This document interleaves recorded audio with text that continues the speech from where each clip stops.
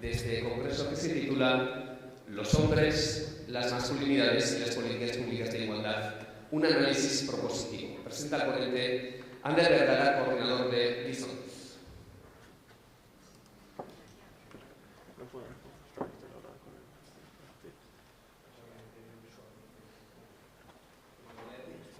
Bai, mikrofonoa bai. Garren mikrofonoa bai.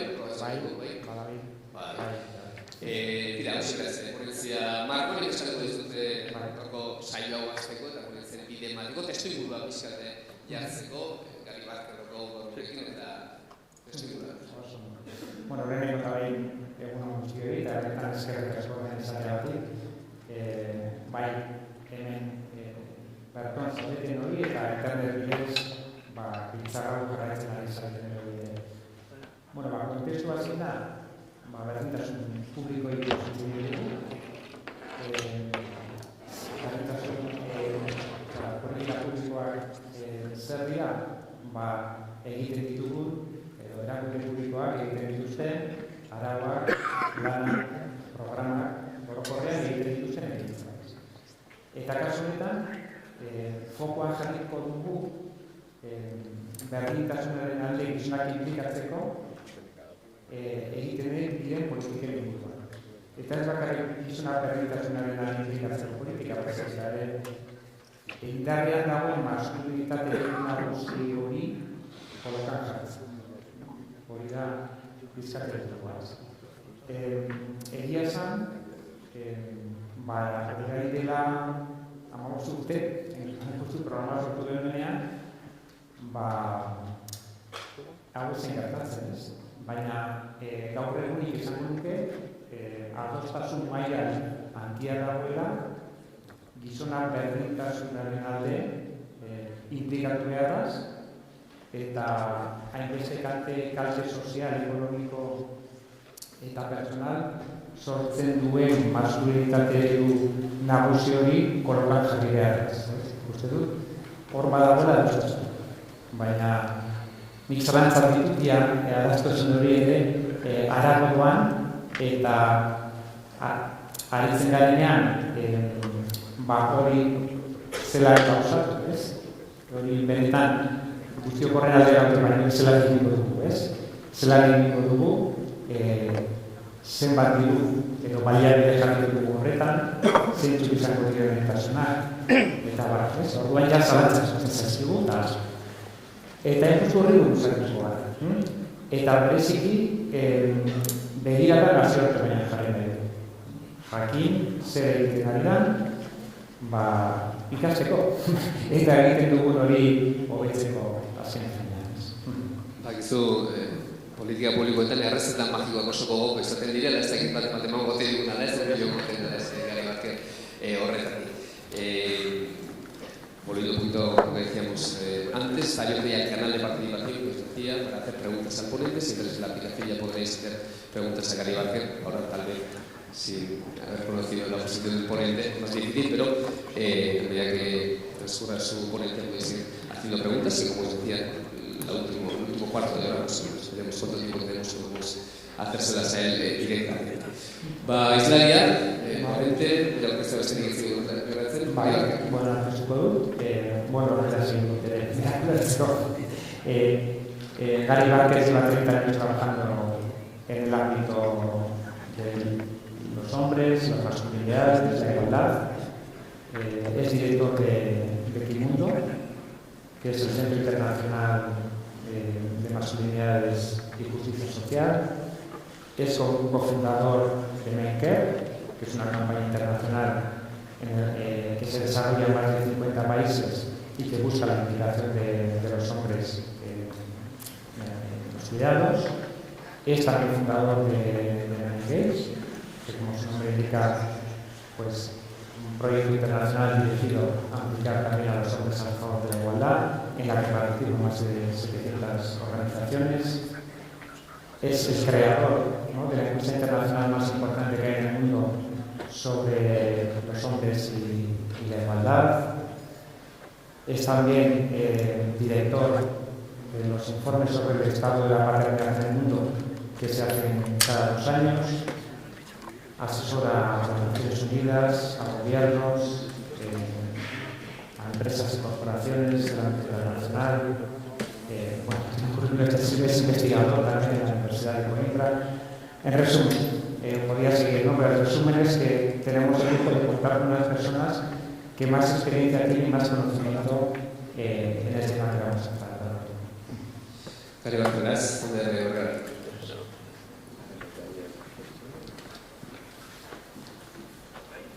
Gary, por favor. Hola Gary, ¿qué tal? Buenos días, bien. ¿Ustedes cómo van? Pues bien, aquí estamos, muy bien. Bueno. Muchas gracias por estar ahí. Ya sabemos, no sé si decirte buenos días o buenas noches, porque son las 3 de la mañana en Washington, entonces gracias por el esfuerzo. Bueno, muchas gracias colegas y bueno, siento muy honrado de conversar con ustedes. Lamento que no estoy ahí presencialmente, que habría sido más interesante, pero tuve un imprevisto y necesitaba quedarme para cuidar de algunos colegas de trabajo. Pero bien, bueno, aprovechamos ese espacio, esa tecnología nos permite estar juntos aún lejos, ¿no? Entonces, bueno, empiezo diciendo que el trabajo del gobierno del País Vasco ha sido pionero en ese tema de trabajo con hombres aliados. Y he tenido suerte de estar en contacto y estar juntos un par de veces y espero una próxima vez estar físicamente, presencialmente junto con ustedes de nuevo. Bueno, creo que es un momento muy oportuno. Fue citado el evento de Cairo, fue citado el inicio del trabajo con ustedes años atrás y me parece un momento muy interesante pensar cómo estamos, dónde estamos al pensar los hombres y las políticas públicas y el momento que estamos frente a promover masculinidades positivas y por la igualdad. Yo voy a usar unos slides, entonces a ver si eso nos funciona. Aquí vamos.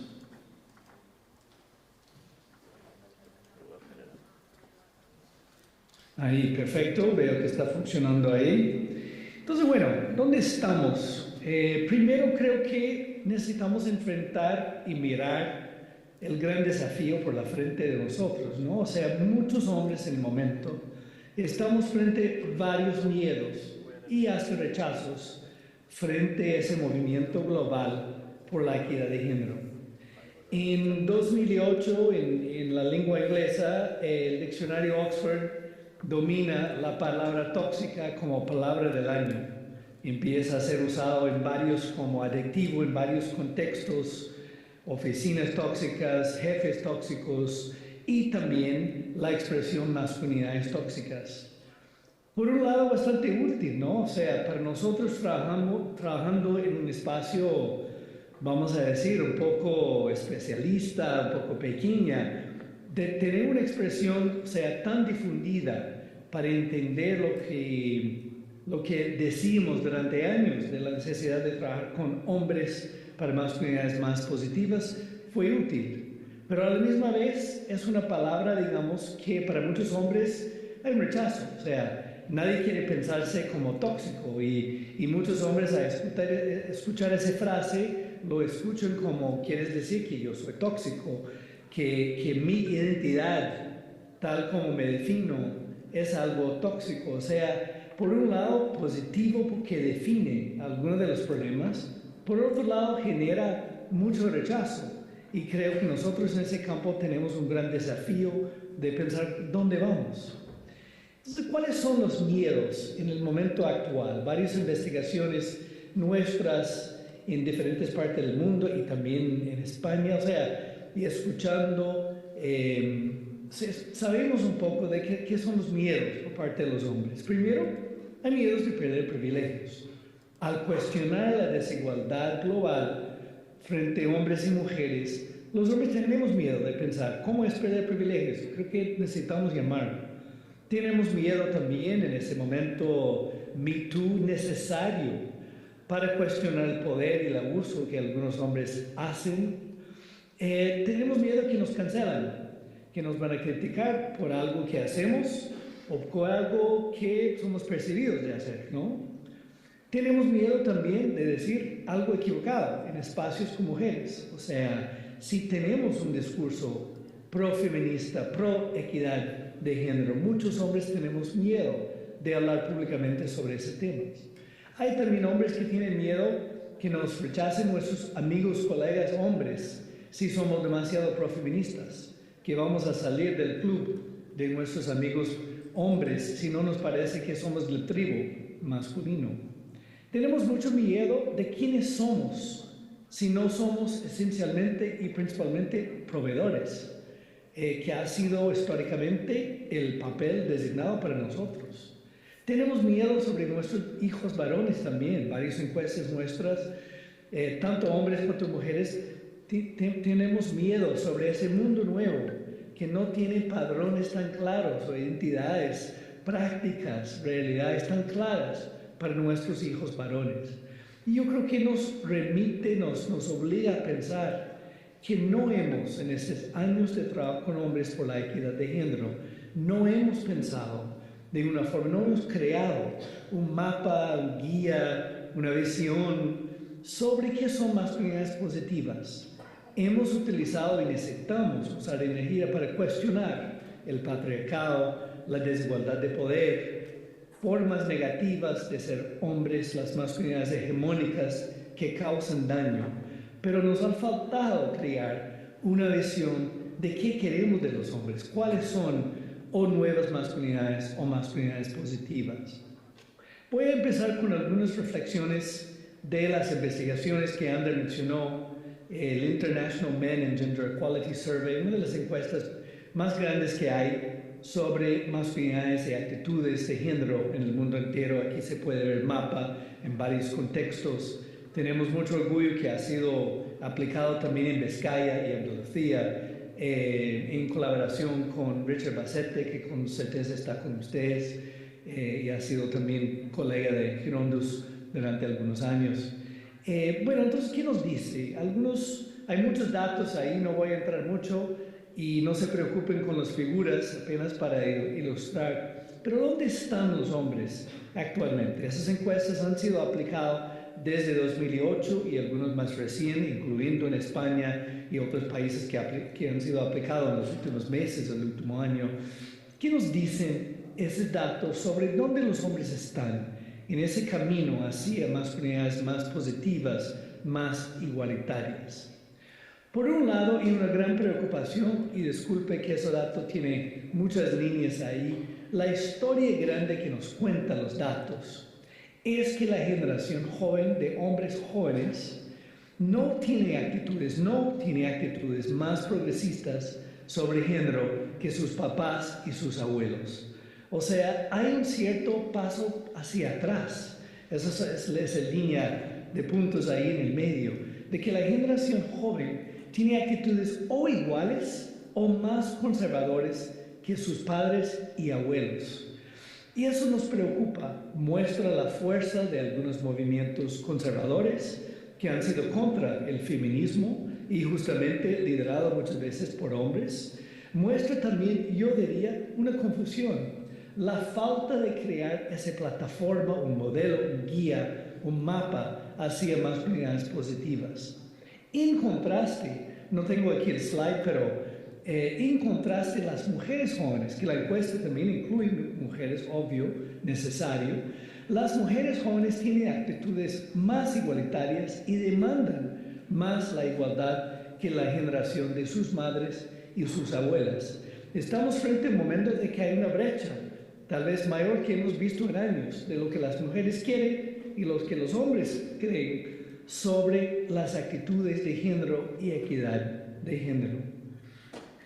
Bueno, por un lado, si eso nos muestra una preocupación, hay algo que hemos aprendido también en la encuesta en términos de qué genera equidad en la vida adulta por parte de los hombres. Y hay dos motores. En el contexto de una familia heterosexual, un hombre que tiene un papá o otro hombre en la casa que participa en el cuidado y tiene una madre que trabaja fuera de casa, tiene actitudes más progresistas. Medio obvio, o sea, lo que aprendemos en la infancia genera en grande parte nuestras actitudes frente a la equidad de género, pero muestra claramente la importancia de ese motor, que lo voy a llamar así, de masculinidades cuidadoras, de internalizar durante la infancia la idea de que los hombres también cuidamos. Es un motor, tal vez uno de los más fuertes, que genera equidad. Otro hallazgo también medio obvio, y sale también en los resultados en España, las masculinidades tradicionales o hegemónicas son nocivas para la salud y bienestar de nosotros los hombres también. Hombres que creen en actitudes más rígidas, más hegemónicas sobre las masculinidades, tienen peor salud mental y peor salud física. Nosotros los hombres también sufrimos con lo que llamamos en algunos contextos una caja de la masculinidad. O sea, esas masculinidades rígidas nos afectan.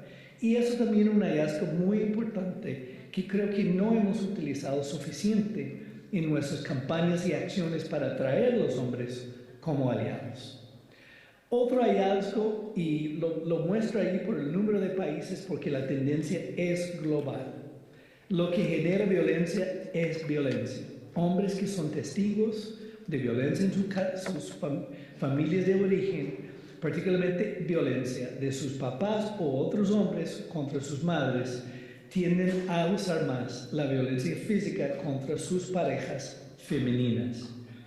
Medio obvio y mostrado en muchas investigaciones, pero de nuevo creo que no hemos utilizado ese hallazgo para políticas más sensatas en el tema de violencia de género, porque nos llama la atención como que el hecho de haber sido testigo de la violencia en la infancia es también una trauma y nos remite a cuestionar un modelo que divide hombres en agresores y mujeres en víctimas, en vez de ver como que ambos somos víctimas y testigos y a veces no también agresores. Eso no es una excusa para cualquier hombre en su uso personal de violencia, pero nos llama la atención a cómo repensar las políticas.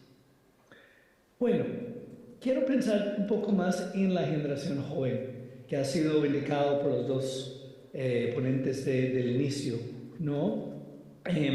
Por un lado, si muchos hombres jóvenes están dentro de esas ideas rígidas de las masculinidades, también muchos están afuera. Además de la encuesta Images, hemos aplicado desde los últimos 5 años una encuesta que llamamos la caja de la masculinidad, justamente con hombres jóvenes y justamente para entender más esa generación joven que en las encuestas Images muestra actitudes más conservadoras que sus papás. Hemos aplicado en Estados Unidos, Inglaterra, México, 5 países en el Caribe y el más reciente en España con la Fundación Reina Sofía y asesorado por Richard Bassette. Entonces, bueno, ese salió hace un par de semanas y se ve en España una situación bastante parecida con los otros países donde lo hemos aplicado. Hay más hombres jóvenes dentro de la caja, quiere decir, creen en actitudes rígidas de las masculinidades de que las mujeres. Pero hay más hombres afuera de la casa, o de la caja, disculpe, de que dentro. O sea, hay mucha resistencia a esas actitudes tradicionales. Y la mayoría de los hombres dicen que recibieron, dos en cada 3, que recibieron mensajes rígidos sobre las masculinidades en su infancia, pero no necesariamente las creen. Entonces, eso nos muestra medio obvio, una resistencia. Nosotros no somos un vaso vacío que escucha todo de nuestro entorno, digamos, sobre las masculinidades y las normas de género. Activamente construimos, reconstruimos, cuestionamos. Y creo que cuando miramos así a la generación joven con esa preocupación de que estamos yendo hacia atrás en términos de actitudes de género, tenemos que también recordar esa fuerza de resistencia. Yo diría que es una resistencia humana, es una resistencia también empoderada por el movimiento feminista, Los hombres jóvenes sí están y pueden cuestionar lo que hace daño dentro de las ideas de género. Entonces creo que eso nos da una luz y un optimismo. Bueno, ¿hacia dónde vamos entonces en las políticas públicas con ese panorama de 10.000 metros? ¿Para dónde vamos? ¿No? Yo creo que tan importante, y voy a sugerir algunas ideas de políticas, pero más quiero pensar en algunos aprendizajes, algunas líneas de cómo pensamos las políticas públicas. Porque para mí tanto importa lo que ponemos en los decretos, en las leyes, las normas en las instituciones, obviamente es importantísimo. Nos da la orientación política necesaria del Estado de crear las condiciones de llegar a la igualdad. Pero también necesitamos pensar en el cómo. ¿Cuáles son los discursos que utilizamos en esas leyes? Y creo que en términos de masculinidades nos falta pensar en la cuestión de violencia de género. Si miramos apenas vía sistemas penales, que ha sido la línea necesaria por un lado, pero también hay falta ahí, ¿no? Si miramos vía sistemas penales, dividimos el mundo en hombres agresores y mujeres víctimas y olvidamos el lado de trauma que necesitamos enfrentar y olvidamos también el papel fuerte de hombres en ser parte de la prevención, en resistir, en cuestionar la violencia que vemos de otros hombres. En el caso de cuidado, si miramos el cuidado en casa apenas vía tiempo, ¿cuánto tiempo paso yo? ¿Cuánto tiempo paso ella? Seguimos demasiado en la competición y no en una mirada de cooperación. Obviamente esa desigualdad de tiempo importa y mucho. Las mujeres en el mundo entero siguen haciendo más tiempo dedicado en casa, pero no pensamos más allá en la cooperación, en cuidado, como yendo más allá de tareas domésticas en casa y así una postura más amplia en el mundo. Igual, si miramos solamente vía poder y privilegio, no miramos los costos y el bienestar de mujeres y hombres. Seguimos mirando la condición de la mujer versus el hombre, en vez de pensar cómo cruzamos, cómo estamos relacionados, cómo que los hombres también enfrentamos costos de esos mandatos de las masculinidades. Necesitamos pensar el poder y privilegio y la desigualdad, con certeza, pero necesitamos ampliar esa conversación para también pensar en qué beneficios hay para los hombres entrar en un mundo más justo. Y si en ese contexto necesario que estamos, de Me Too, de otras iniciativas, si apenas cobramos a los hombres los abusos, no los llamamos para los beneficios mutuos en un mundo más justo. Entonces, de ninguna de esas necesidades de llamar la atención a la desigualdad cuestiono, necesitamos eso. Pero lo que estoy llamando es, ¿cómo podemos pensar los hombres como parte de ese proceso? De ver los hombres como actores en ese espacio y nuestra interdependencia con las mujeres más allá de una reflexión de cero suma. ¿Cómo podemos pensar beneficios mutuos al mismo tiempo que llamamos la atención al patriarcado, el poder y los privilegios? Entonces, bueno, también muchas veces pensamos en prevención, pensamos en formas un poco, bueno, no tridimensionales, ¿no? Con 3 dimensiones al pensar. Entonces creo que vamos a pensar en las metas. ¿Qué queremos al incluir los hombres en las políticas de igualdad de género? Al pensar violencia, muchas veces pensamos en la no violencia, que es la ausencia de violencia, pero no afirmamos qué queremos en vez de la violencia. Yo creo que necesitamos pensar y poner en las metas una afirmación de una ética de cuidado y respeto. A pensar cuidado, más allá de contar minutos, que es un indicador que usamos y necesitamos, como mencioné, una ética de interdependencia y corresponsabilidad. Más allá de cuotas y metas que también necesitamos, de participación y representación de las mujeres que necesitamos, pero también necesitamos pensar en la calidad de los ambientes y de ver que son ambientes cuidadores y dignos. Podemos tener igualdad de representación y tener ambientes que no son cuidadores y no son dignos ni para hombres ni para mujeres. Más allá de pensar el poder y derivar el patriarcado, necesitamos pensar, visualizar un mundo basado en relaciones de respeto y reconocimiento mutuo. O sea, necesitamos, yo diría, una visión de masculinidades cuidadoras en todos los sentidos de cuidar. Claro, en el ámbito de las relaciones íntimas en casa, domésticas, las amistades, pero también en un cuidado hacia el mundo público, el planeta, yo diría, el medio ambiente. O sea, cuidar como acto, como algo activo en la postura de cómo relacionamos con nuestro mundo y las personas y planeta y los demás en nuestro alrededor. ¿Cuáles temas entonces? Bueno, tal vez pienso en algunos que para mí son importantes de iniciar. Primero, yo quisiera pensar en las políticas públicas con los hombres, más allá de ver los hombres como aliados. Ha sido un lenguaje que hemos utilizado en estos últimos años, me parece importante, pensar a los hombres como aliados en la equidad de género. Pero aliado tiene también una limitación. Sugiere que yo asumo su agenda, que es importante. Yo asumo individualmente, espero ser cobrado por eso, de asumir la agenda feminista por la equidad de género. Pero creo que quiero pensar más allá de pensar como socios. Socios para mí significa yo asumo su agenda y tú también asumas la mía.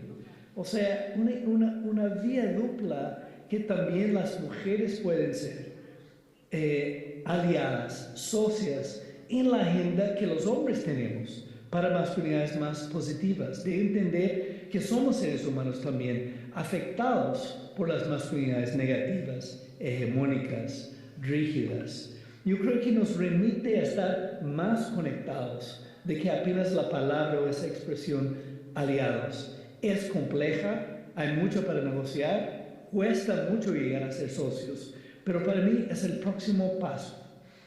Creo que también dentro de los temas es importante pensar en la infancia, en todas esas políticas. La generación de la violencia, la generación de las masculinidades cuidadoras, positivas, está también en la infancia. Muchas veces nuestro trabajo empieza con jóvenes ya en la edad de adolescencia y más allá, importantísimo, obvio, pero necesitamos pensar más temprano, porque como seres humanos empezamos a internalizar esas normas, esas ideas, esas injusticias desde una edad muy temprana. Y yo quisiera pensar en eso. Importa una lente de equidad de género. La mirada feminista es lo que nos motiva, es nuestro motor, pero necesita también enfocar en bienestar y protección social, o sea, lo que llamamos una mirada interseccional. Necesitamos pensarlo junto con si estamos bien en el mundo, ¿no? Si tenemos una protección social, una justicia frente a acceso a los bienes. O sea, no puede ser apenas la lente de género. Y yo creo que hay que buscar la entrada en los sectores donde más encontramos y cruzamos con las familias y sus vidas. En varios países eso ha sido los sectores de educación y salud, y yo voy a tocar unos ejemplos en ese área. Bueno, primero, pensar un poco en la línea de políticas de cuidado. Ander mencionó nuestro trabajo en los informes globales sobre la paternidad que empezamos en 2015. Cada 2 años miramos con datos globales cómo están los hombres en el cuidado en el mundo. Por un lado, como he mencionado, tenemos muchos datos, pero son bastante enfocados en la cuestión de uso de tiempo. ¿Quién usa su tiempo cómo? Comparando hombres y mujeres en diferentes contextos. Podemos afirmar desde el último informe que los hombres estamos haciendo más en términos de tiempo en casa, particularmente en países de renta media o alta, como en Europa, como en España, como Estados Unidos, como Australia, Nueva Zelanda. y muchos otros países también en América Latina de renta media. Pero no hay país en el mundo que ha logrado la igualdad de uso de tiempo en casa, como tampoco hay país en el mundo que ha logrado igualdad en la participación económica de hombres y mujeres. La época COVID, o sea, ese momento de la crisis global de COVID nos puso atrás en términos de la igualdad y de cuidado en casa y de la igualdad en el local de trabajo. Entonces, el último informe del estado de la paternidad en el mundo en 2021, pusimos 7 sugerencias para pensar en acciones estructurales y políticas públicas para avanzar las masculinidades cuidadoras e igualitarias. 1, la importancia de un marco grande de cuidado. O sea, políticas nacionales. No, en la gran mayoría del mundo las políticas sobre cuidado son muy picadas y divididas. Hay unos sobre las guarderías, otros sobre las licencias parentales, otros si los hombres son socios, otros sobre la flexibilidad en el local de trabajo. La importancia de tener un plan nacional que pone cuidado como central en las políticas sociales de cualquier estado. Citamos en el informe la política de Uruguay, que nos parece muy interesante en ese sentido y incluye el cuidado de los hombres como parte del proceso. Pero ojo, también no hemos encontrado país en el mundo que tiene una meta de que los hombres centren el cuidado en nuestras vidas. Y eso quiere decir, no han puesto una meta oficial en ningún país que hemos visto de llegar a 50% del cuidado en casa siendo hecho por los hombres. Estamos felices que en conversaciones que tuvimos 2 meses atrás, la Unión Internacional de Parlamentarios, la red que agrupa a los parlamentarios del mundo entero, adoptó un decreto diciendo que apoya la idea de poner en sus leyes y políticas una ley de llegar que los hombres hacen en casa 50% del cuidado. Yo voy a entrar en algunas otras líneas en el tema de cuidado, pero llamé la atención a la falta de políticas nacionales de cuidado y la falta de metas, la falta de una visión de hombres cuidadores osado para decir, creemos que podemos llegar a un momento que los hombres hacen 50% del cuidado en promedio en casa. Bueno, voy a entrar en algunos detalles de cómo llevar esos temas dentro de algunas instituciones, porque como mencioné antes, no es apenas tener una ley global alta que dice vamos a hacer tal cosa. Mucho que hemos visto en la aplicación de políticas públicas de llegar a la igualdad de género y las masculinidades positivas entra en los detalles. La importancia de pensar las instituciones públicas que cruzan, que más proveen servicios al público. Como mencioné antes, 2 que nosotros hemos enfocado es el sector de salud y secundariamente el sector de educación.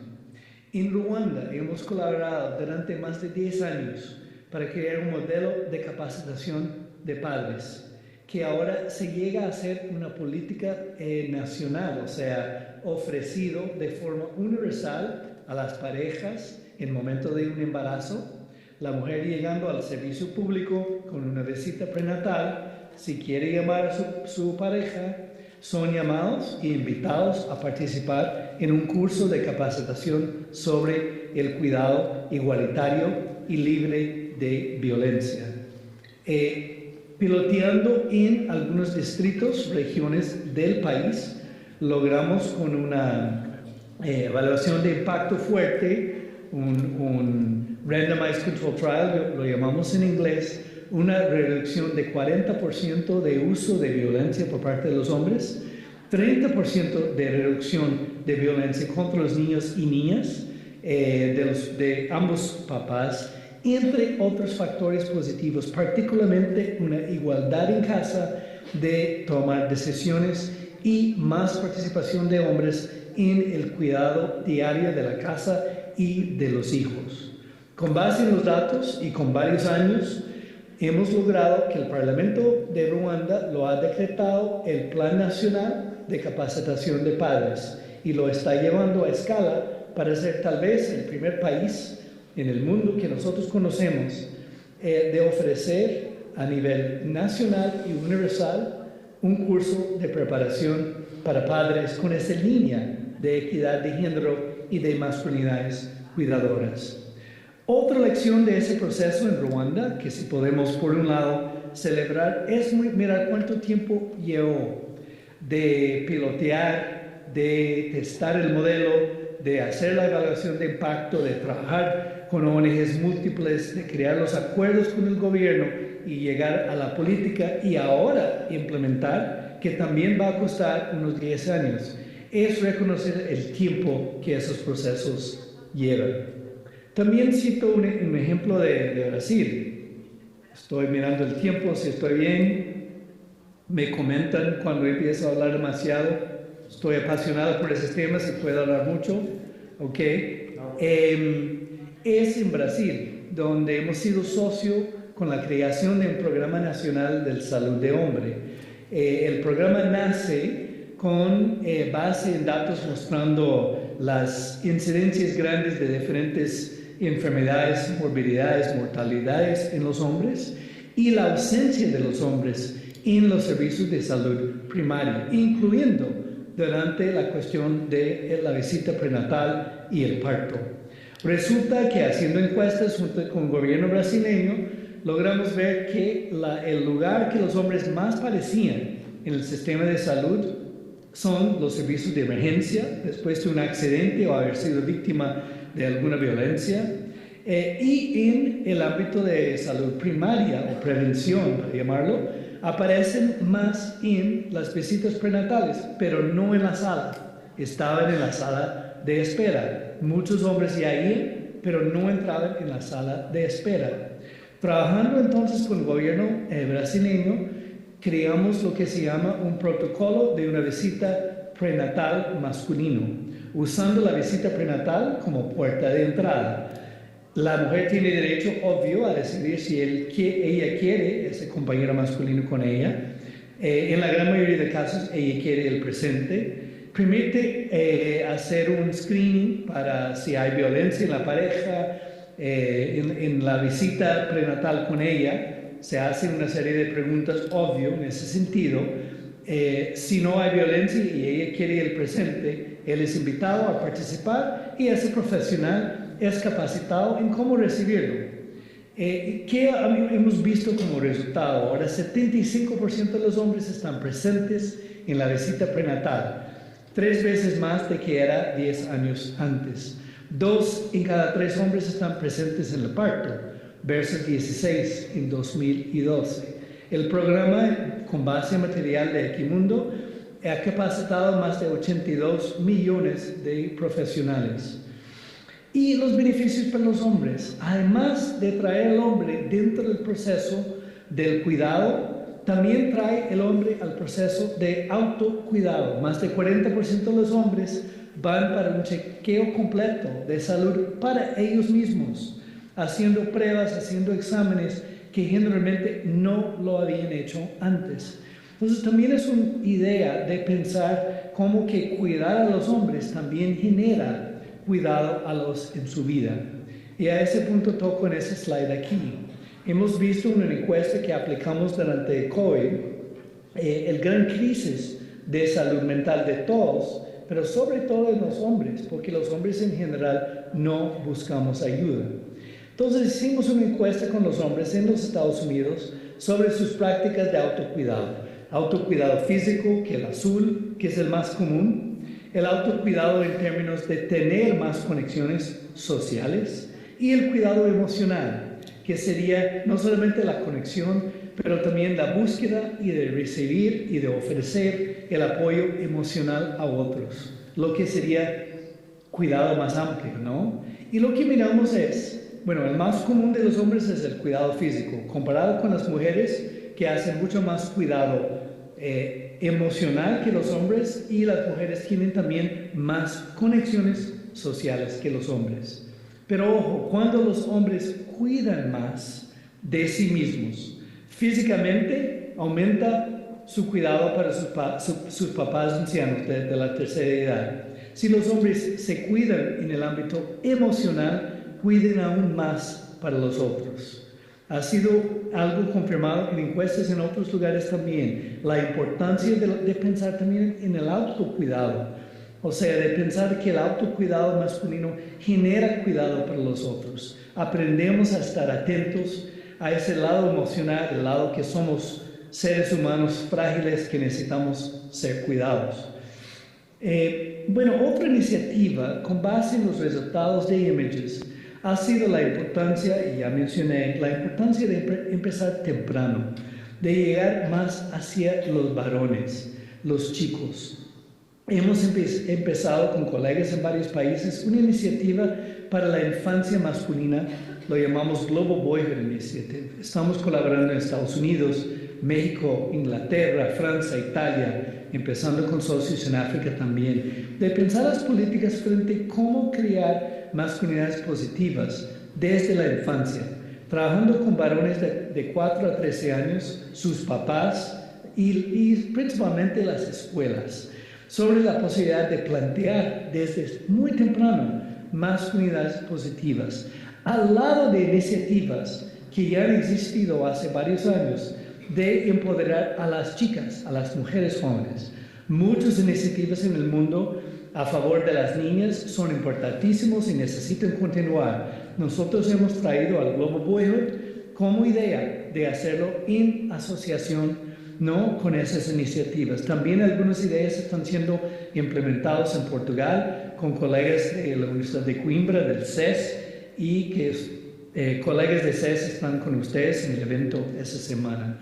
Lo que miramos hacer, lo que intentamos hacer con esa iniciativa es mostrar a los chicos cómo pueden mostrar sus emociones en formas saludables, o sea, tener un lenguaje, un vocabulario emocional más extenso, pueden aceptar y conectar más con otros, mirando esas lagunas de la conexión por parte de los chicos, que pueden ser aliados y llamar atención cuando ven a otros chicos hacer daño, que sea el bullying o sea otro, pero que sean de verdaderos cómplices en cuestionar daños que ven, y ser libres de los estereotipos tradicionales de las masculinidades vigentes en muchos países.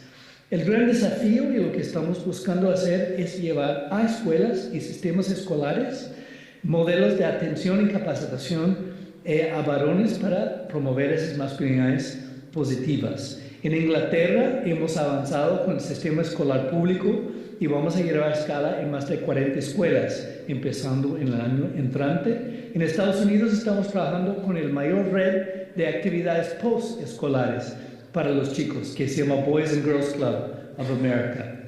En ambos países estamos trabajando con esa idea de llevar a escala. No puede ser 10, no puede ser 20. Necesitamos que sea parte de la ADN de las escuelas y las actividades post-escolares para chicos en esa edad. Bueno, para ir cerrando, algunas reflexiones finales. Uno, yo creo que ese trabajo con hombres tiene que entrar en las políticas públicas, tiene que entrar con un optimismo activo, no es apenas tener esperanza por tener esperanza, es activamente afirmar que los hombres podemos ser cuidadosos, dignos, respetuosos, cómplices por la equidad. Necesitamos afirmar eso. Eso es un word cloud, un nube de palabras que hicimos con una encuesta que hicimos con varones luego antes de COVID, tanto con familias que en sus tendencias políticas son más conservadores como más progresistas, y tanto preguntando a chicos en ambos contextos, en ese mundo polarizado. También el tema de género entra como parte del uno de los temas polarizados. Y vimos preguntando a chicos 10 a 13 años, ¿qué significa ser hombre? Las palabras eran positivas, tanto en grupos conservadores como de familias progresistas. Simpáticos, confiables, respetuosos, cuidadosos, leales, comprensivos, amistosos. O sea, palabras positivas. Eso es lenguaje de los varones antes de que llegan a ser influenciados por las actitudes más negativas sobre masculinidades, antes de llegar a sentir y ser sensibilizados sobre la polarización política que nos afecta en tantos países. Entonces tenemos que entrar en ese trabajo creyendo que los varones pueden ser, que nosotros los hombres podemos ser aliados, socios, cómplices por la equidad. Por último, yo sé que parte del evento van a conversar con Johnny Van de Sant de Men Engage. Hablamos mucho de la rendición de cuentas de los hombres frente a las políticas de igualdad de género y frente al feminismo, y necesitamos hablar más. Nuestro trabajo con hombres no puede ser aislado, tiene que ser siempre en diálogo y tiene que ser responsable el movimiento feminista que nos trajo hasta aquí. Pero yo quisiera hacer unas preguntas sobre qué significa esa idea de rendición de cuentas, de responsabilidad. Primero, yo creo que necesitamos preguntarnos si podemos derivar el patriarcado con compasión. Necesitamos, al cuestionar las desigualdades, necesitamos llegar a los hombres con compasión. Hay que cobrar abusos, sin duda. Hombres que abusan de poder, hombres que tienen privilegios y no nos cuestionamos, tenemos que cuestionar. Pero cuestiono, pregunto, ¿cómo hacemos eso con compasión con los seres humanos que somos, hombres y mujeres? También quiero ir un poco más allá de los hombres como aliados por la equidad de género. Yo quiero convencer. Entonces pregunto, ¿podemos convencer a los hombres que el feminismo es una oportunidad revolucionaria para nuestra liberación como hombres?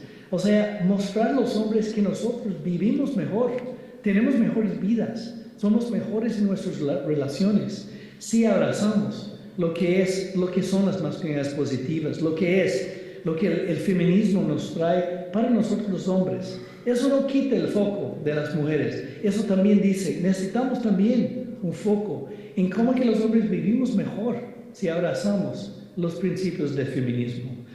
Y también muchas veces los hombres escuchan esa idea de rendición de cuentas o de responsabilidad como algo negativa.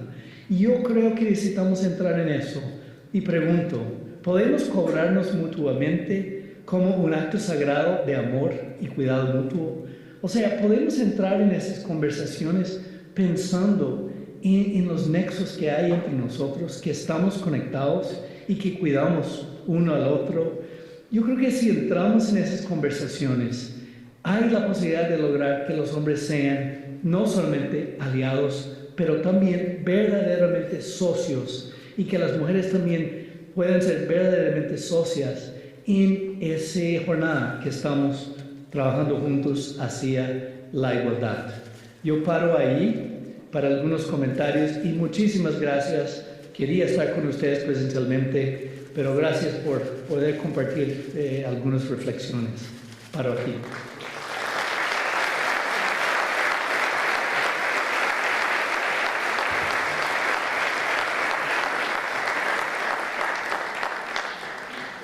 Que recasó Arias, que son muchas cosas muy interesantes, y yo creo que lo que tiene mucho valor además, que lo has dicho en base a datos, ¿no? Que muchas veces tenemos opiniones, pero no en base a datos, ¿no? Y eso yo creo que tiene mucho valor para el desarrollo de las políticas públicas, y en este caso las políticas públicas de igualdad. Has hablado de los miedos y los rechazos, ¿no? Has hablado también que lanzamos muchos mensajes negativos, que nos falta decir qué queremos de los hombres. Nos has dicho que una de las cosas que queremos es que cuiden, ¿no? Porque cuidar genera equidad, cuidar es un antídoto contra la violencia, para cuidar hay que autocuidarse. Nos has dicho también que igual tenemos que cuestionarnos algunos paradigmas, como el de hombres agresores y mujeres víctimas, ¿no? También el paradigma de hombres aliados, ¿no? Darle una vuelta a eso, ¿no? Si podemos ser socios. Has hablado del optimismo positivo, has hablado también de una rendición de cuentas, ¿no? En la que convenzamos a los hombres y mostremos también qué es lo positivo que tiene el feminismo para ellos también, y encima nos has puesto ejemplos, ¿no? Yo creo que ha estado muy bien, y ahora vamos a dar paso a las preguntas que nos hayan podido plantear la gente, y para eso iba animando a la Galera legoaren panelean, eskorartuko dugu, beraz, galera zinte txesku eta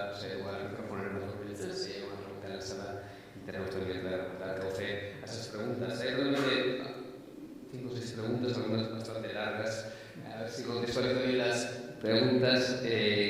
Gary, por ejemplo, Lucho Fabri pregunta, o quisiera saber si en las investigaciones mencionadas han medido o evaluado la recepción de los hombres de la idea de masculinidad cuidadora. Es decir, que se identifican los hombres con la propuesta de asumirse sujetos que pueden y deben invertir tiempo y energía en los cuidados. Podemos constatar que el foco en la promoción de los cuidados masculinos es más efectiva como política pública y menos resistida que debatir o estar debatiendo el poder, los privilegios y las violencias. Tiene mejor entrada ese mensaje que el otro. ¿Es posible promover masculinidades cuidadoras y cuestionar los privilegios generalizados? Sí, justamente nosotros hemos entrado con esa campaña global que se llama Men Care, que empezamos en 2011 con base en esas reflexiones que comparado con las campañas de prevención de violencia que necesitamos continuar, con certeza, pero miramos qué tanto era, o sea, cómo somos atraídos a ver esas imágenes de hombres cuidando. O sea, mucho más aceptación, mucho más identificación de qué identificación con hombres que utilizan de violencia. Al decir eso, no estamos negando el gran número de hombres que usan violencia, pero la importancia de afirmar, y yo creo que llega a ser una campaña afirmativa, mientras las campañas de violencia, como necesitan ser, son de prevención. Entonces sí, hemos visto también que hay cambios, o sea, los hombres están haciendo más, como mencioné antes, hay más, los hombres que cuidan son más visibles. Si miras en muchas ciudades en el mundo, hombres que están cuidando de bebés, hombres que están activamente cuidando en algunos actos, particularmente con los hijos. Hay esperanza ahí, hay optimismo, pero a la vez seguimos con un mundo muy dividido que el cuidado sigue siendo visto como femenino. Y en la gran mayoría de los países, más del 90% de las personas que trabajan en cuidados infantiles o de personas de mayor edad o el cuidado en el sector de salud, gran mayoría siguen siendo mujeres. Y muchas referencias de quien cuida sigue siendo bastante la mujer. Entonces yo diría, si los hombres aceptan más, es más propositivo mostrar hombres cuidando. Creo que son políticas que atraen más los hombres en el proceso, pero no han sido suficientemente profundo. Necesitamos que los hombres también sean mitad de los profesionales que cuidan. Necesitamos que los hombres son vistos y visibles en los espacios de cuidado en casa y los espacios profesionales de cuidado. Necesitamos que los hombres también votan como ciudadanos que nos importe el cuidado. Si miramos a los parlamentos en el mundo, ¿quién cuida de las políticas de cuidado? Son mujeres principalmente. Entonces, ¿cómo traemos a los hombres en esos varios ambientes y ámbitos de cuidado? Apuntabas a la participación de las mujeres en los parlamentos. Hay una pregunta que además hace referencia a la de Jean Roland Acuña Miquete. Agradece tu intervención, Gary, y dice que como africana me enorgullece que un país africano sea referente de vanguardia en políticas públicas sobre masculinidades. Y habla del caso de Ruanda, que por supuesto, de hecho dice Ruanda es referente también en más ámbitos. ¿Ese nivel de liderazgo no estaría vinculado al hecho de que Ruanda sea el país con más mujeres parlamentarias en el mundo? Yo creo que sí, tiene que haber. O sea, las políticas, Ruanda ha sido uno de los primeros países llegando a 50-50 en el Parlamento Nacional. Ha tenido una gran línea de políticas de equidad de género, lo cual esta iniciativa hace parte. O sea, no es, o sea, yo lo presenté como una política, iniciativa aparte, pero ha sido con certeza fruto de la participación de mujeres en un parlamento igual en ese sentido y también parte de un plan nacional con metas muy claras en términos de material de género. Y me parece interesante, bueno, lo que se puede aprender generalmente pensamos que las ideas tienen que, para países europeos tienen que venir de Europa. Me parece muy interesante pensarlo en lo que significa y lo que nos trae para países europeos. el material de capacitación que llamamos Programa P ha sido también utilizado en algunos países europeos, incluyendo en Portugal. Entonces, bueno, no es que el material en sí es lo importante, pero lo cito como ejemplo de la importancia de un mundo globalizado, no solamente con el lado de las marcas, pero también de pensar cómo que las ideas de transformación social también pueden ser parte de un intercambio internacional. Hay que destacar también que en este país, en Euskadi, al principio de la legislatura, por lo menos en 2020, eran más mujeres parlamentarias que hombres parlamentarios, luego hay cambios durante la legislatura, ahora no sé exactamente cuál es la fotografía, pero por lo menos en 2020, en nuestras elecciones, había más mujeres parlamentarias que hombres. Galdera iba da, aretoan, galdereiko gara daugulako. Anderzuk egin dio duzu galdera, ez dakit badaukat zeren bat, baina... Bueno, aquí, vale. El micrófono lo usted. Hay una pregunta en la sala que enseguida te la hablamos. Hola, buenos días. Soy Teresa Jurado de la Plataforma por Permisos Igualitarios, la PINA, en España. Quería preguntarte qué importancia tiene de cara a los cuidados a la infancia, incluir a los hombres los cuidados, los permisos iguales, intransferibles, pagados al 100%, y además, una cosa que estamos viendo con el nuevo permiso en España es, y esa es la pregunta, que además el permiso no sea simultáneo, que los hombres cuiden de forma autónoma para que realmente aprendan a corresponsabilizarse. Muchas gracias. Buenísima pregunta, y bueno, empiezo afirmando que la plataforma Pepina inspiró y fue una de las fuentes de inspiración para la campaña global de Medcare, la idea de las licencias igualitarias para todos cuidadores. Ha sido, bueno, gracias por esa iniciativa que ha sido importante para el discurso en varias partes del mundo.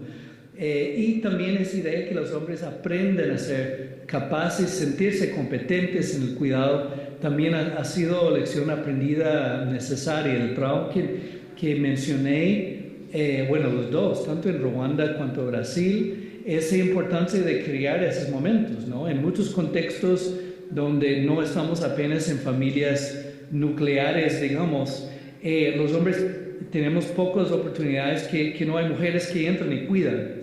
Entonces la importancia de ese ejemplo de selección aprendida que indicas ha sido importante en otros contextos también, que los hombres necesitamos aprender a tener una visión de nosotros, no solamente que es nuestro deber cuidar, que es un placer cuidar, pero también sentirnos competentes.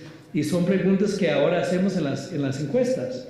¿Qué tanto los hombres sentimos capaces de cuidar? Y lo hacemos como algo...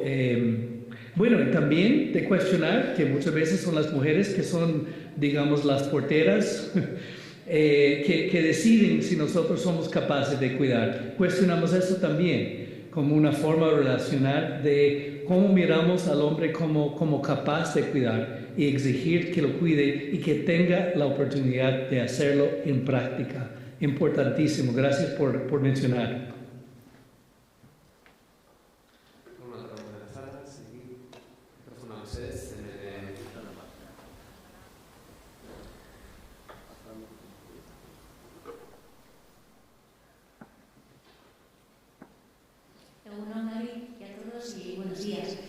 Soy Chasturmendi y pertenezco a la mesa de protocolo de las administraciones públicas y organismos autónomos. Y bueno, estamos llevando ahora un poco el segundo protocolo de igualdad en el gobierno vasco. Entonces, yo le quiero preguntar a Gary, a ver si nos puede ayudar. Vemos que a la hora de hacer una reducción en el trabajo, generalmente las mujeres se reducen el trabajo para cuidados. Nos encontramos que cuando son los hombres se reducen el trabajo, son para estudios, para estudiar, para hacer cursos. Son pocos los hombres que se reducen el trabajo para cuidados. Entonces, ¿qué acciones positivas podríamos utilizar para no hacer ninguna discriminación a las mujeres, que se reduce la jornada para cuidados. ¿Qué acciones positivas podríamos utilizar para que estos hombres, a la hora de poder reducirse la jornada, lo hagan para el cuidado de los hijos, familiares, dependientes o para el cuidado de la familia? Gracias. Uy, buena pregunta, y creo que ha sido, bueno, ese binario ahí de que los hombres, en relación con trabajo y cuidado, ha sido muy difícil, ¿no?, de impactar. Y de hecho, o sea, los datos que tú mencionas también se ve en otros países también, cuando las mujeres reducen su cuidado, no necesariamente lo convierte en algún tipo de autocuidado, o sea, generalmente cuida otra cosa, ¿no? Mientras cuando los hombres reducen muchas veces es para cuidar así, sea la sed, sea más educación, ¿no? No puedo afirmar muchos ejemplos que han funcionado para cambiar eso. O sea, hay una campaña en la Suiza que ha sido implementado por colegas de la campaña Men Care en Suiza, que lo ha llamado de hombres, ¿cómo se llama? Como hombres de tiempo parcial, part-time men, con la idea de intentar cambiar las normas sociales, ¿no? Que los hombres pueden ver ese uso de tiempo en el cuidado como algo valioso, como algo válido, como algo importante, y no solamente pensar en su de auto-mejoramiento, digamos. Pero no he visto datos sobre el impacto, pero me parece interesante por lo menos tocar el imaginario para valorizar ese tiempo al cuidado, o sea, de no verlo como tiempo perdido. Y veo muchos hombres tienen ese tipo de discurso, o sea, sí lo hago, sí lo puedo hacer, sí soy competente, pero no me da valor en la sociedad, en mi grupo de pares, en mi contexto. Entonces, ¿cómo?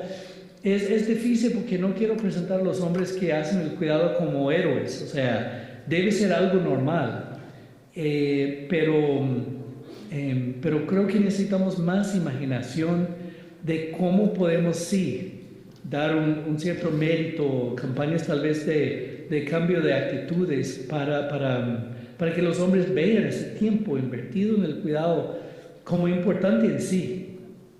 Y tan importante como invertir en su carrera, etc.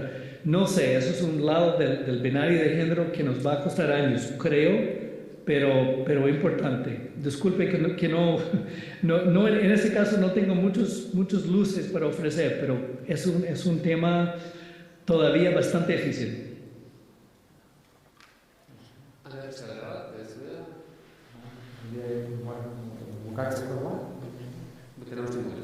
Vale.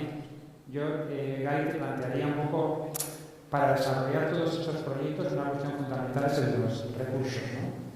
Entonces, bueno, muchas veces se plantea, uno de los problemas que nos genera en la práctica es tener que priorizar recursos, ¿no? Y me gustaría, bueno, pues, que nos explicaras un poco, ¿no? Cuando se nos pide muchas veces justificación, el trabajo con hombres, esto que va a aportar, ¿no?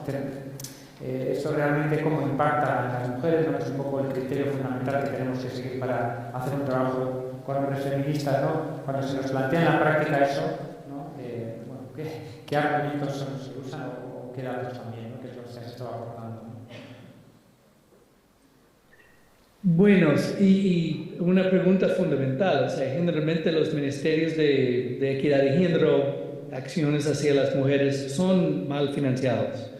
El trabajo con mujeres sobrevivientes de violencia en pocos países en el mundo tienen los recursos que necesitan. Es una pregunta necesaria, preguntar de dónde vendrán recursos para incluir a los hombres.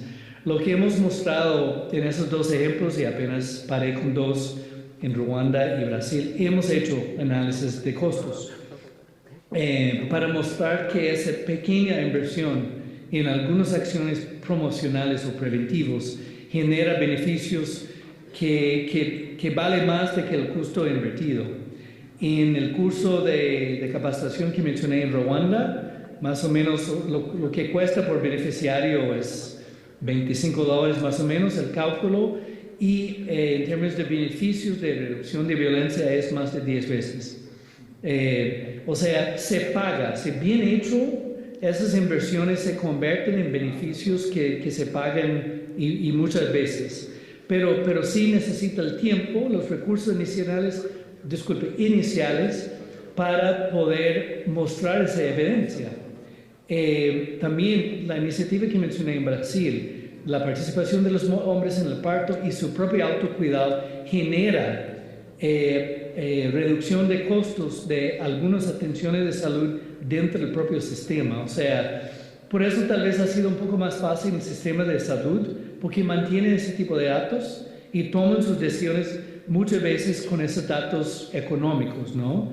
En otros campos no es tan fácil de medir, pero puedo decir que en el caso de la capacitación de los chicos en masculinidades positivas, en la aplicación piloto en Estados Unidos e Inglaterra, resultados mencionados por los colegios ha sido que hablar masculinidades positivas en forma participativa, etcétera, con los chicos da beneficios, no solamente en cambio de actitudes, pero también en cómo están en la escuela.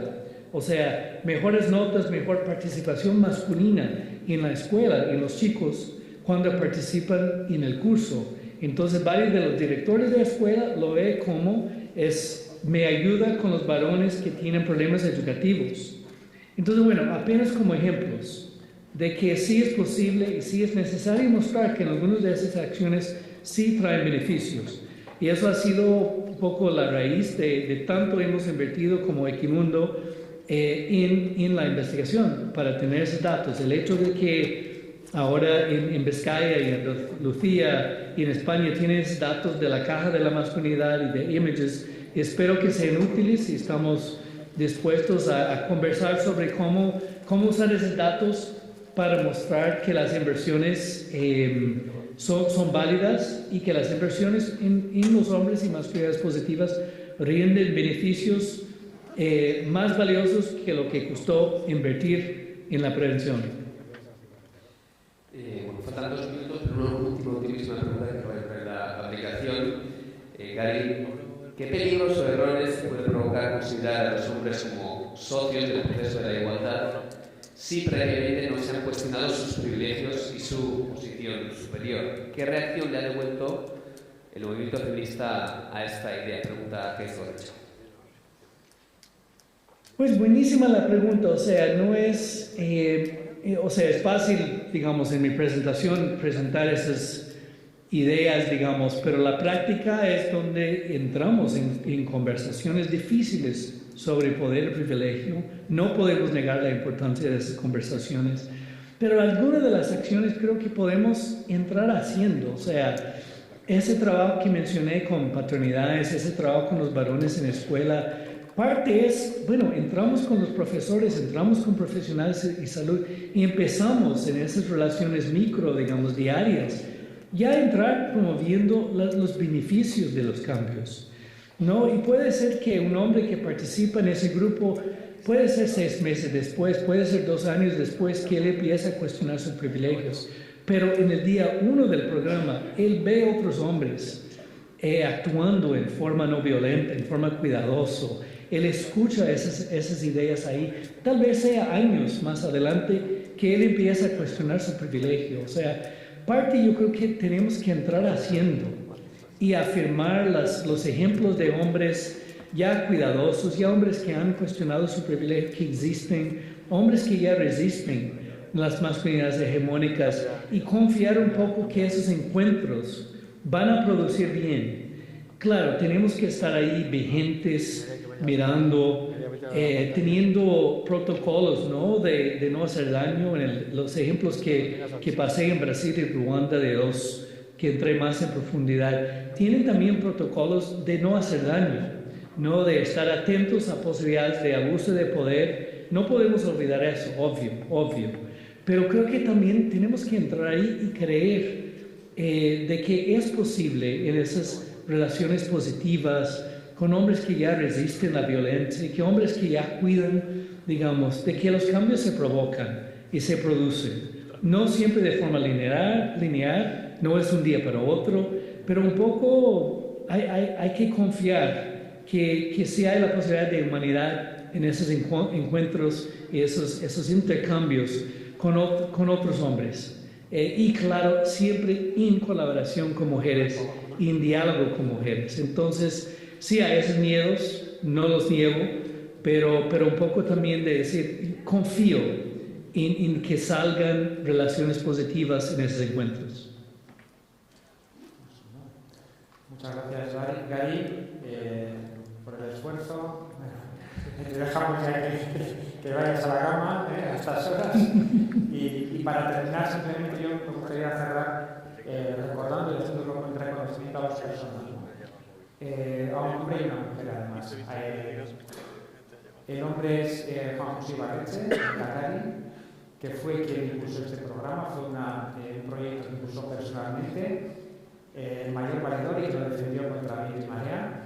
Le invitamos para que estuviera aquí, pero hace ya bastante tiempo que no acude a actos públicos, porque está cuidando de su madre. Creo que es un buen ejemplo, además, de por qué no está aquí. Y luego también querría recordar una feminista que nos dejó también hace poco, Dolores Juliano, y voy a recordar unas palabras que ella pronunciaba para la revista Pícara. Ella decía que vivimos con un modelo de masculinidad del siglo XIX y un modelo de feminidad del XX. Ese fue el siglo de la gran transformación de los roles femeninos, el del triunfo de las reivindicaciones de las mujeres. Tengo la esperanza de que en el siglo XXI sea de la gran transformación de los roles masculinos, en el que los hombres se planteen qué tipo de seres humanos quieren ser, si les apetece seguir siendo guerreros desindicados de los afectos, o si por el contrario quieren acceder a desarrollarse como seres humanos completos.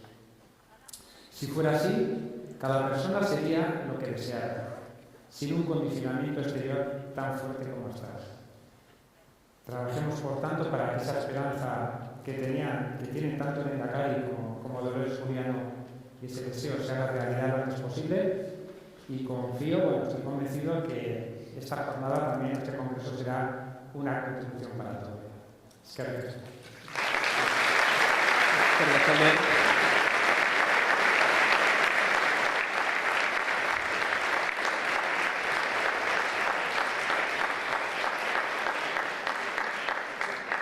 Eskerrik asko Sander Bergarari, izun duzen arduradunak emakunden, eskerrik asko Gari Barker ere, munduko arduradunak gurekin egon delako, luzeko ordu txikietan, Ameriketako estatu batuetan baitzegoen.